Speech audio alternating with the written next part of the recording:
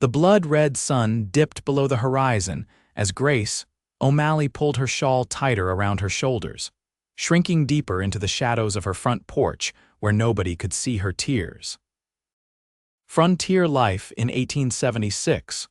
Wyoming Territory had never prepared her for the emptiness that consumed her days since burying her husband 6 months prior. The small ranch house that had once echoed with laughter now stood as silent as the grave that held Michael O'Malley, taken too soon by a stray bullet during a bank robbery in Sweetwater. At 26, Grace had become what she feared most, a widow in a harsh land that offered little mercy to women alone. "Madam," the deep voice startled her, causing Grace to hastily wipe away tears with the back of her hand. She hadn't heard the approach of the tall stranger now standing at her gate, his silhouette backlit by the dying embers of daylight. His broad shoulders and the distinct shape of a cowboy hat gave him away as one of the countless drifters passing through these parts. "Property's not for sale," she called, her voice stronger than she felt. "Whatever you're selling, I'm not buying." The man stepped closer, the creak of his leather boots announcing each step. "Not selling anything, madam. Name's Thomas Jackson.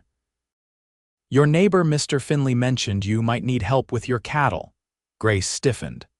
Harold Finley had no business discussing her affairs with strangers. Her pride had kept her from accepting help, even as the ranch slowly slipped through her fingers. "Mr. Finley is mistaken," she replied coldly. "I manage just fine." Even in the fading light, she could see the doubt cross the stranger's face. Thomas Jackson removed his hat, revealing hair the color of sun-bleached wheat and eyes that seemed to see right through her lie. "With all due respect, madam, your south fence is down in 3 places, and I counted at least a dozen head wandering free near Cottonwood Creek." Grace felt heat rise to her cheeks. She'd spent days trying to mend that fence, but the work proved too much for one person. "I'm fixing it tomorrow," she lied again. The cowboy nodded slowly. "I'm sure you are, but an extra pair of hands might make it go faster." He gestured toward the horizon. "Storm's coming in 2 days. You'll lose more cattle if that fence isn't mended." She wanted to send him away, this stranger who pointed out her failures so plainly. But practicality won over pride. Without those cattle, she wouldn't survive the winter. "I can pay you fair wages for a week's work," she offered stiffly. "After that, you'll move on."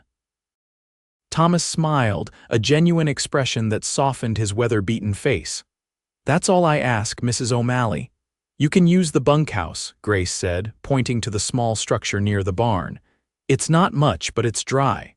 "More than enough," he replied, settling his hat back on his head. "I'll start at first light."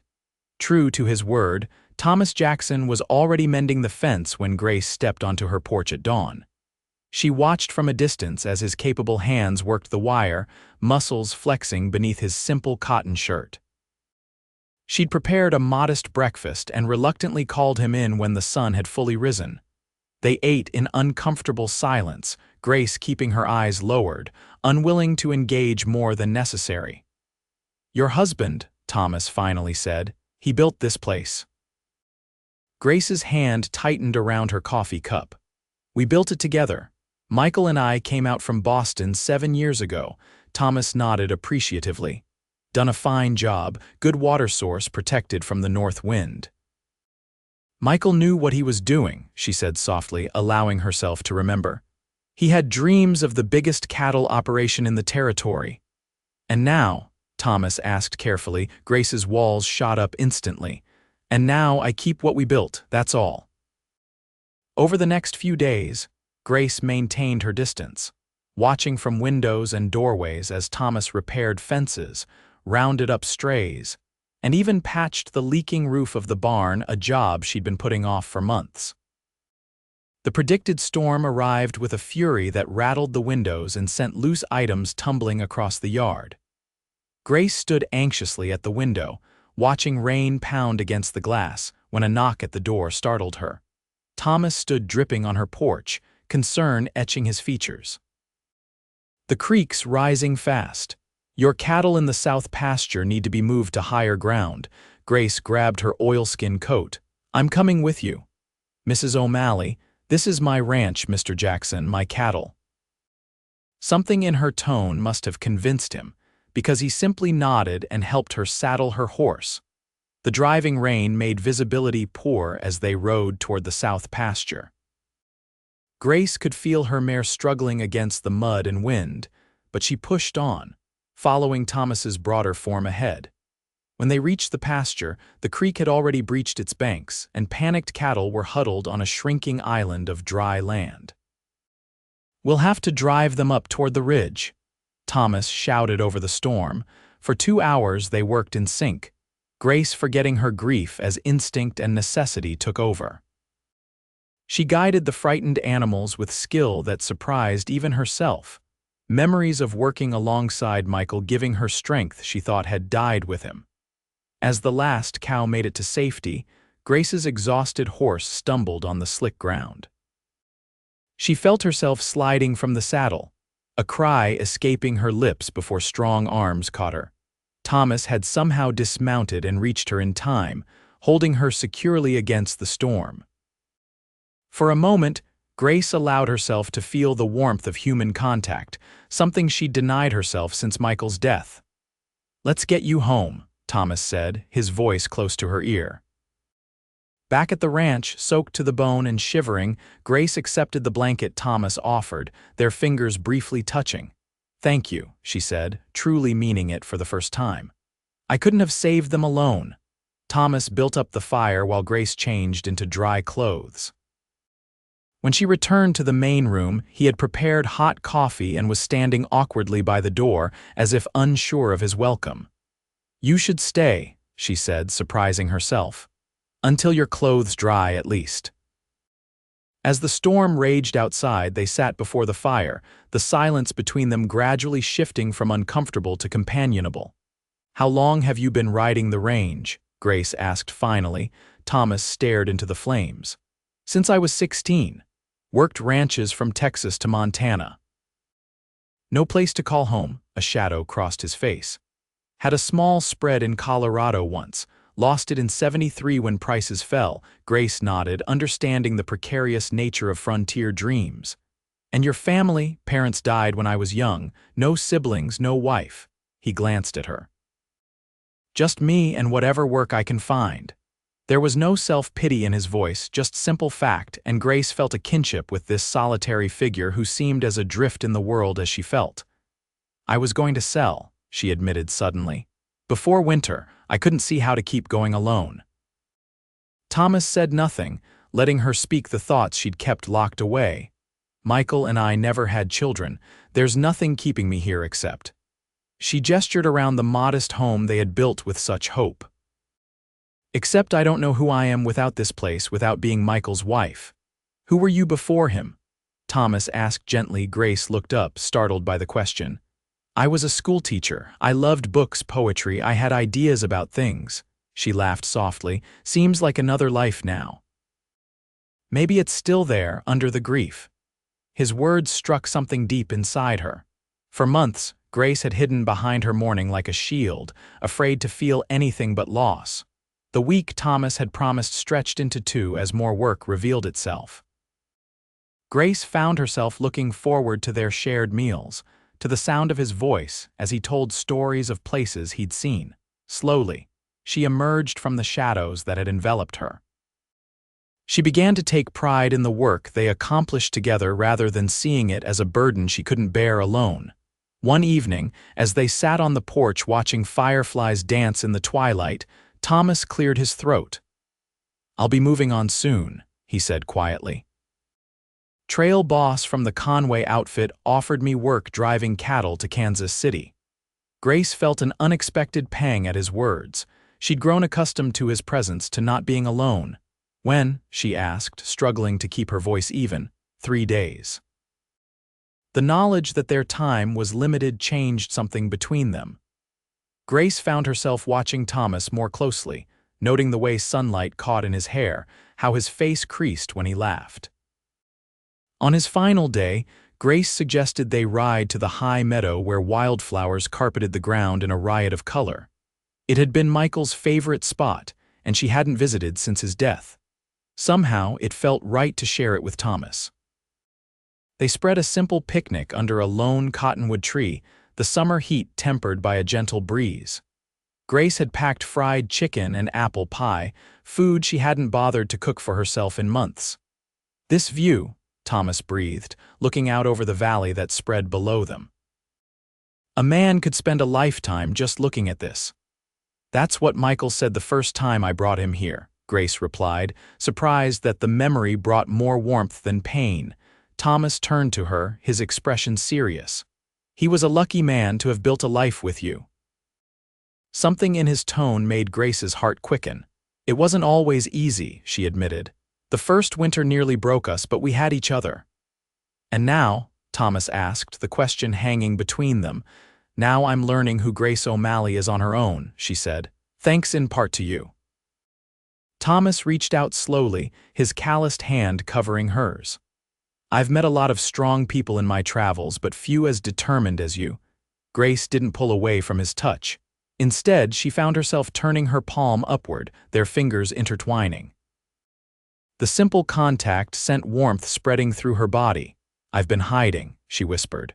"Not just from others, but from myself. It seemed easier than facing each day without him." Thomas's blue eyes held hers. "Grief's a heavy burden to carry alone. I'm starting to understand that now." Grace took a deep breath. "Which makes your leaving tomorrow all the more difficult." The words hung between them, more revealing than she'd intended. Thomas's hand tightened around hers. "I could stay," he said softly, "if you wanted me to." Grace looked away, conflicting emotions washing over her. Was she betraying Michael's memory by feeling this connection to another man? Or was this what healing truly meant, allowing herself to feel again? "I don't know what I want," she answered honestly. "Everything seems uncertain." Thomas nodded, not pushing further. "Then I'll go as planned. But Grace," he said, using her given name for the first time, "if you find yourself wanting something more certain, you know where to find me. Conway's outfit will be in Kansas City until the first frost." That night, Grace barely slept, her mind turning over possibilities she hadn't allowed herself to consider before. By morning, she had made a decision. Thomas was loading his few possessions onto his horse when Grace approached, dressed in her riding clothes. "Taking the cattle to market myself," she announced without preamble. "Figured I might as well see Kansas City." Thomas stilled, studying her face carefully. "It's a long journey for one person." "I was hoping for company," she replied, her heart hammering in her chest. A slow smile spread across his face. "Mrs. O'Malley, are you proposing a cattle drive?" "I'm proposing we see where the trail leads," she said, finding courage she didn't know she possessed. "I've been standing still for too long." The cattle drive to Kansas City was grueling work, testing Grace's endurance and determination. But each day on the trail brought her further from the shadows of grief and closer to the woman she was becoming.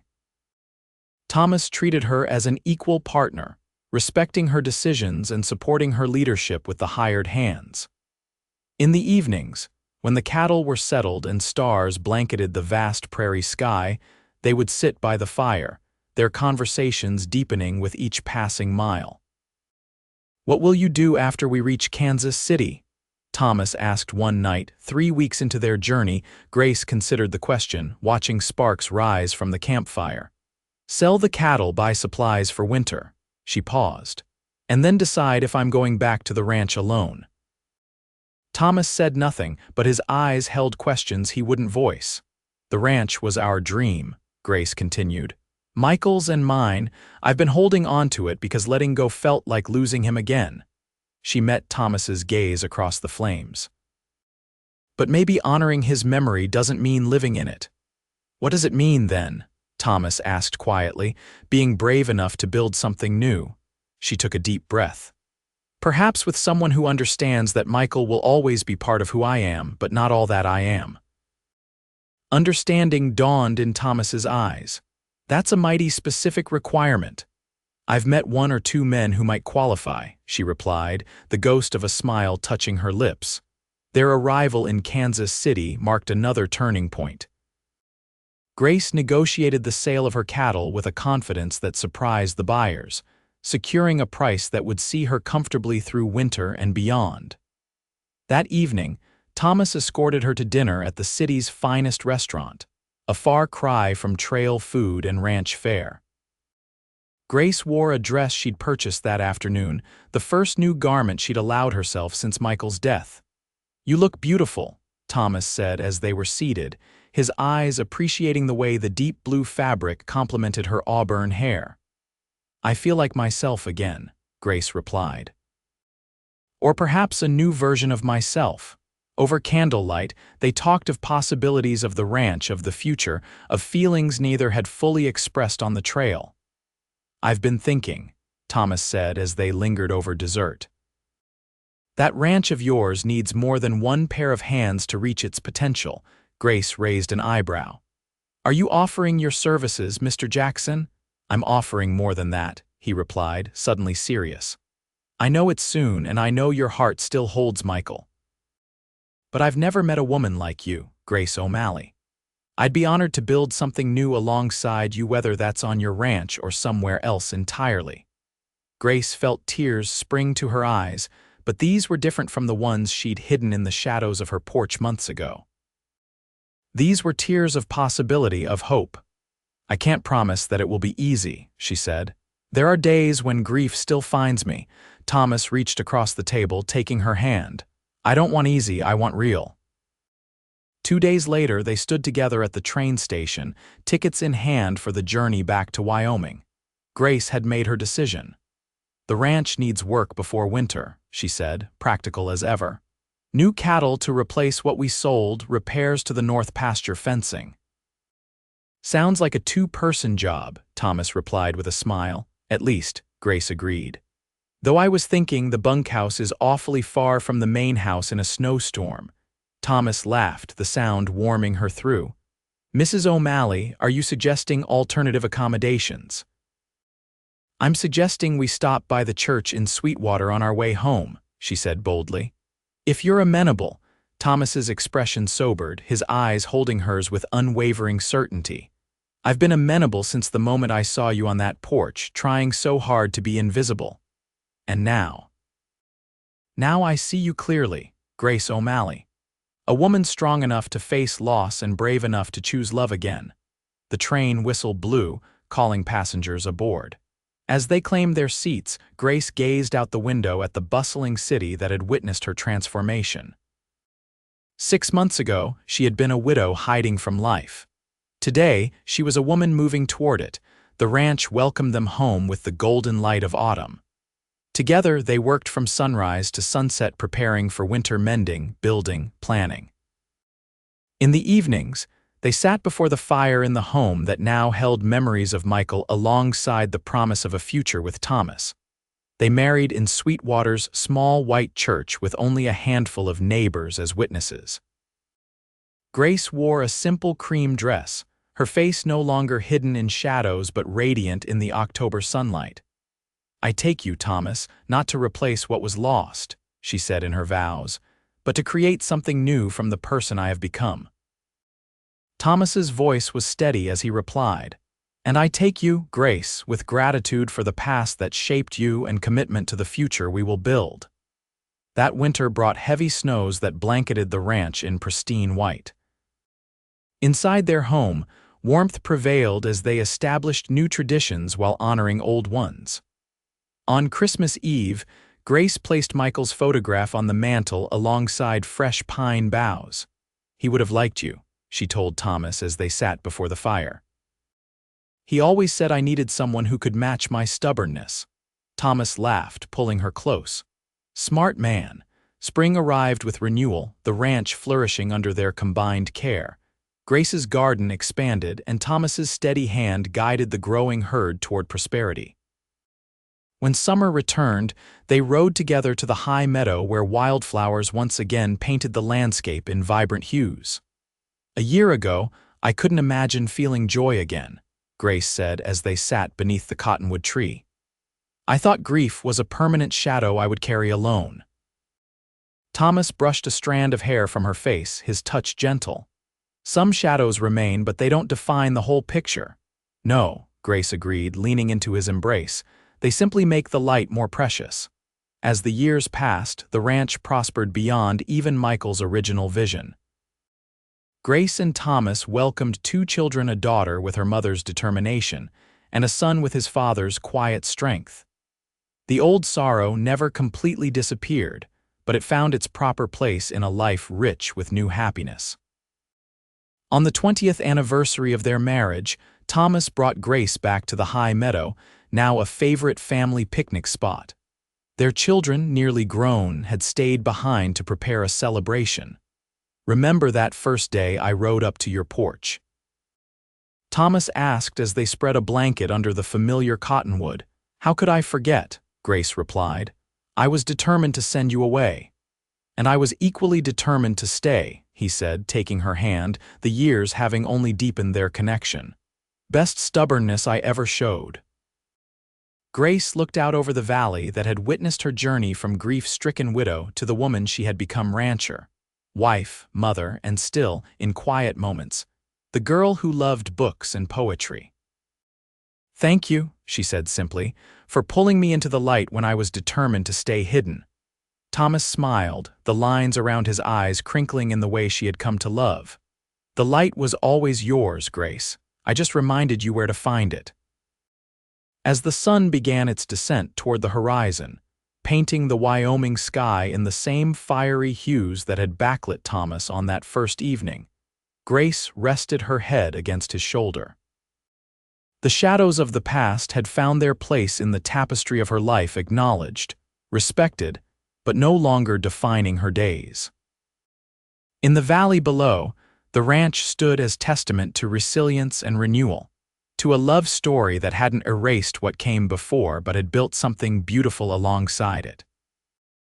And as dusk approached, Grace and Thomas made their way home, walking together into the gathering darkness, knowing that morning light would find them, as always, side by side.